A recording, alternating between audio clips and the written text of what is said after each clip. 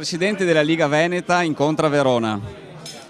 Intanto un grande onore per me da leghista diventare presidente del nostro movimento e io cercherò di ricambiare questa fiducia che mi è stata data con la presenza nel territorio e soprattutto dando risposte ai militanti. Io penso che possa dare il mio contributo soprattutto agli amministratori locali, vista la mia lunga esperienza. Ho fatto già il sindaco a Cittadella e poi anche il sindaco a Padova, ora il sindaco a Padova, e questo è il campo dove io effettivamente posso dare il mio contributo a tutti i nostri giovani, i nostri ragazzi che si affacciano al mondo dell'amministrazione, che è un mondo tante volte complicato, diverso da quello dell'impresa, del lavoro, della formazione, ma è un mondo diverso e quindi bisogna anche essere preparati quando si va a fare i sindaci, i consiglieri comunali e gli amministratori. Penso in questo campo di poter dire la mia.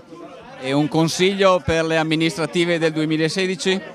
Ma io ho visto che la cosa importante è sempre avere un contatto diretto con i cittadini e quindi cominciare dai mercati, parlare con la gente, poi passare anche alle piccole riunioni, però sempre vicini alla gente. È vero che nel mondo moderno sono importanti i social, è importante la televisione, è importante la radio, però in realtà una persona a cui hai stretto la mano una volta, hai dedicato un minuto del tuo tempo e l'hai convinta sul tuo programma amministrativo, ti seguirà sempre. Invece chi magari ti segue una volta in televisione può farsi un'altra idea. Cioè il contatto umano è quello che sempre alla fine in politica funziona e che dà consenso.